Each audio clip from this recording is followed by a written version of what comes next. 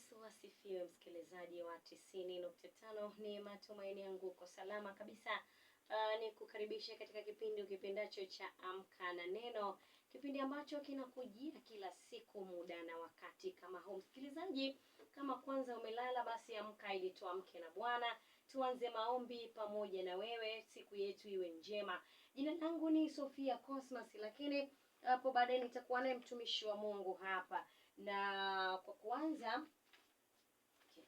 kwa kwanza nitaanza na wimbo, lakini kabla nikwambie tu hii ni 90.5 Joy FM Kigoma, Tanzania. Tupo kwa ajili ya kukupatia kile unachokitaka. Na kumbuka kipindi chetu cha Amka na Neno ni mahususi kabisa kuianza siku yako na Bwana, lakini tunakuwa na neno kidogo alafu na maombi. Unajua maombi ndio yanakuweka katika nafasi nzuri ya kushinda na Bwana kwa siku nzima. Msikilizaji, nisiye mhubiri, nitakuja kuwa naye mtumishi hapo baadaye baada ya wimbo. Nianze naye Mbarikiwa Mwakipesile anakuambia Yesu anakuja. Alafu baada ya hapo tutampata mtumishi wa Mungu.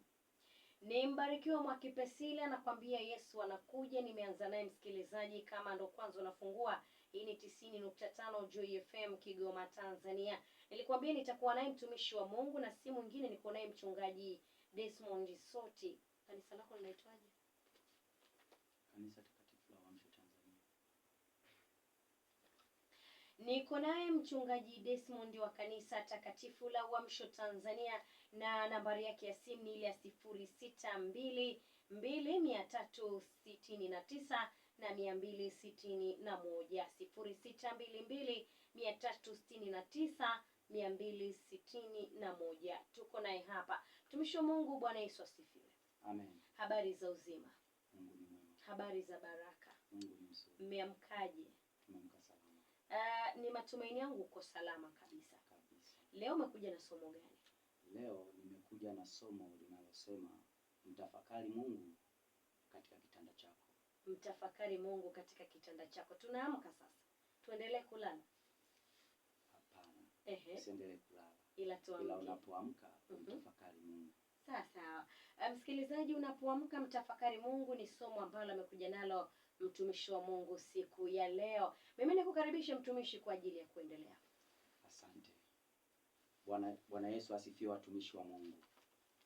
Basi matumaini yangu ya kwamba umeamka salama. Leo nimekuletea somo linalosema umtafakari Mungu kwenye kitanda chako. Unamtafakarije Mungu kwenye kitanda chako? Watu walio wengi wanapokuwa wamelala, wameamka, wanajikuta ya kwamba wanaamka, lakini kumtafakari Mungu, walio wengi hawamtafakari Mungu, hawamuwazi Mungu, hawajui ya kwamba yeye ndio amewafanya wao kulala na kuamka salama. Sasa leo nimekuletea somo hili tukienda kuangalia katika kitabu cha kwenye Biblia yetu, kitabu cha Nabii Isaya, ile sura ya 57 na ule mstari wa 2,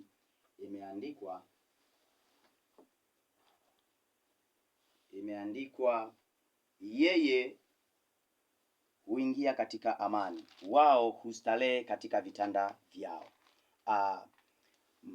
Yesu anapokuja katika amani, anakuta mioyo ya watu iko kwenye starehe, anakuta mawazo ya watu yako kwenye starehe, anakuta fikra za watu ziko kwenye starehe, zinawaza mabaya, zinaiwazia kwamba sasa mimi nikiamka lazima nikafanye shughuli zangu tu, au nikiamka.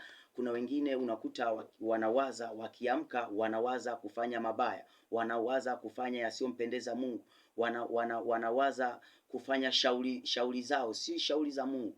Sasa mpendwa katika Kristo, unapokuwa umeamka katika kitanda chako, inakupasa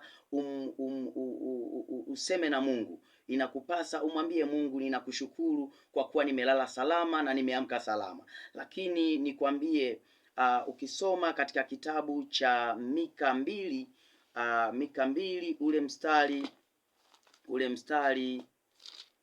ule mstari wa kwanza. Ukifungua kitabu kwenye Biblia zetu, ile Mika sura ya 2 ule mstari wa kwanza, imeandikwa ole wao wakusudiao mambo maovu na kutenda mabaya vitandani mwao. Kunapopambazuka asubuhi huyafanya kwa sababu ya katika uwezo wa mikono yao. Kwa nini imeandikwa ole? Ole ni kwa sababu watu walio wengi hufanya mabaya katika mikono yao. Sasa unapokuwa umeamka, ya kupasa umshukuru Mungu, umuombe Mungu, umuombe kwa shughuli zako, umuombe kwa njia ambazo, au kama wewe ni mtu wa safari, nitakiwa umuombe Mungu akulinde katika safari zako. Kama wewe ni mtu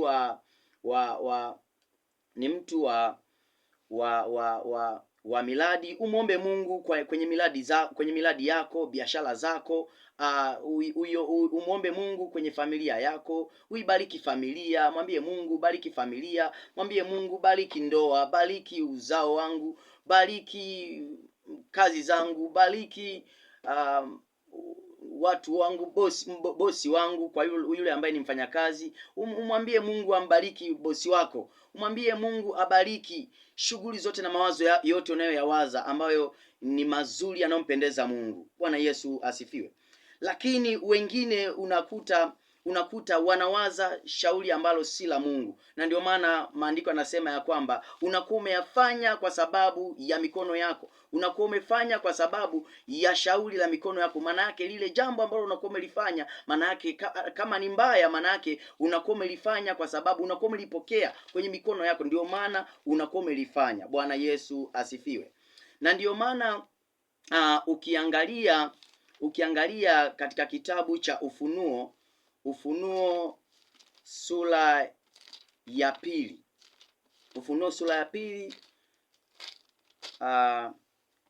na ule mstari wa 20,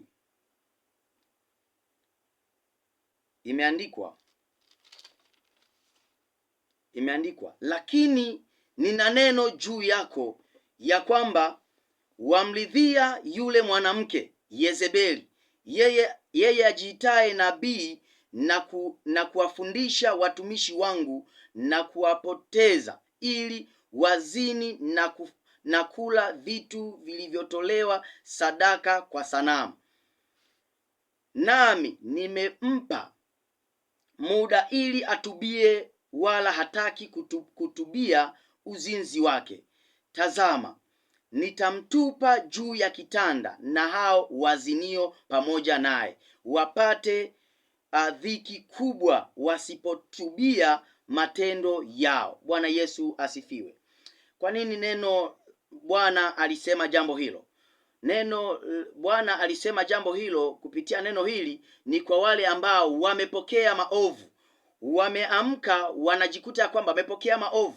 Wameamka wanajikuta ya kwamba wameota ndoto mbaya, ndoto za uzinzi, ndoto zilizo chafu, ndoto za mawazo mabaya, ndoto za kuugua. Inajikuta mtu amelala, ameamka ni mgonjwa, ni mdhaifu, shingo haigeuki. Bwana Yesu asifiwe. Kumbe yamkini usiku huo alifanyishwa kazi, yamkini usiku huo alifanyishwa mambo mabaya na wachawi, lakini inajikuta kwamba anapoamka hamrejei Mungu. Sasa Mungu anashangaa mtu huyo, anajua kwamba kwa sababu huyo mtu amepokea tatizo hilo, amepokea shida hiyo, amepokea magonjwa hayo, amepokea misukosuko hiyo, amepokea ndoa hiyo ya kigiza ya usiku aliyofanyiwa usiku, ile jini likamvaa. Sasa amelipokea, ndio maana hajaniomba, hajaniambia chochote, ameamka tu anaondoka kwenye mambo yake. Kwa hiyo huyo mtu unakuwa umepokea.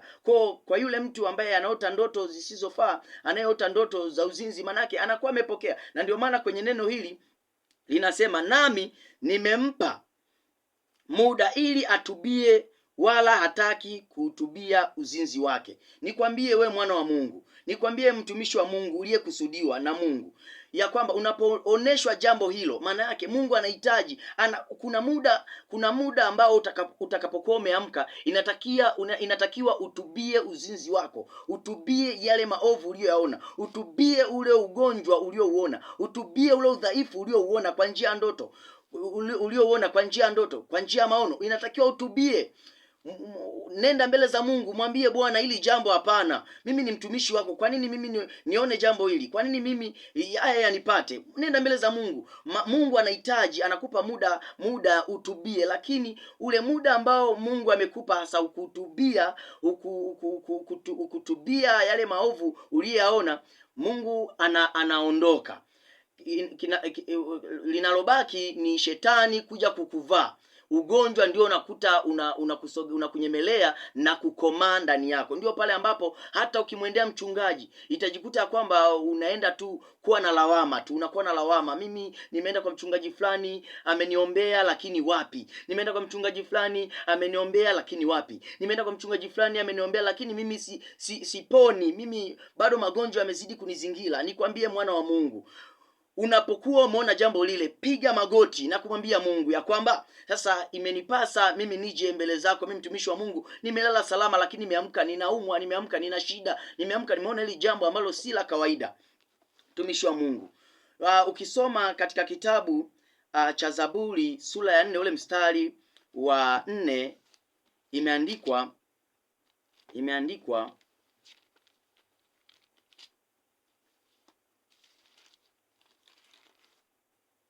Zaburi sura 4 na ule mstari wa 4,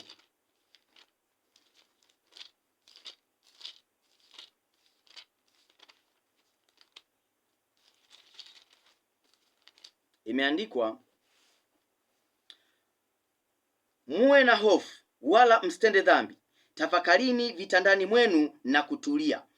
Muwe na hofu wala msitende dhambi, tafakarini. Maanake unapokuwa umeona lile jambo, umeona ile shida, umeona ile changamoto, umeona ile magonjwa, umeona ile ndoto ya kigiza, ya kupasa utafakari kwenye kitanda. Mimi ni mtumishi wako Bwana, kwa nini haya yanipate? Kwa nini shida inipate? Kwa nini vurugu inipate? Kwa nini nimekimbizwa? Kwa nini nimeota ninapaa? Kwa nini nimeota niko hivi? Nimeota ninazini na huyu mwanamke, nimeota nimezini na huyu baba. Kwa nini yanipate? Mimi ni mtumishi wako. Nenda mbele za Mungu, mtumishi wa Bwana, maana unapokuwa kwenye matafakario hayo, Mungu anashuka na kuachilia nguvu na uweza zidi ya mtumishi wake, mtumishi wa Bwana. Ndio maana ukisoma katika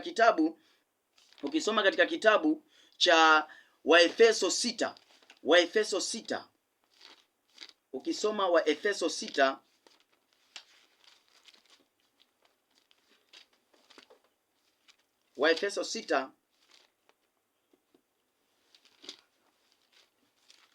Waefeso 6 inasema, hatimaye mzidi kuwa hodari katika Bwana na katika uweza wa nguvu zake.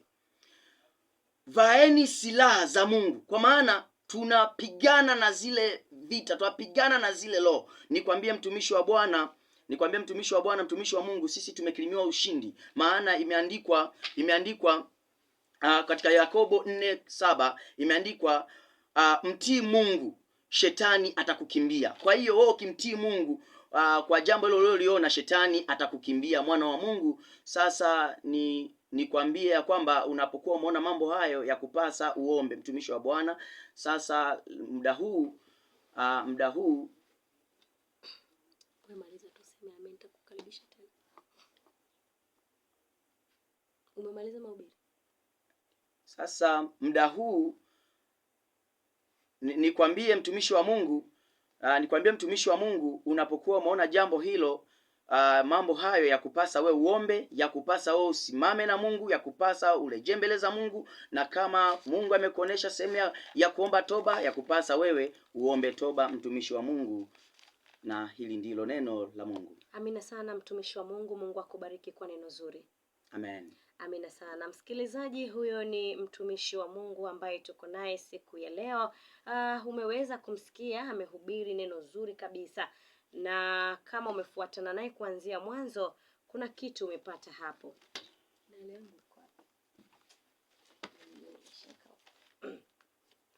Na tunapata pumzi kidogo, tupate wimbo wake.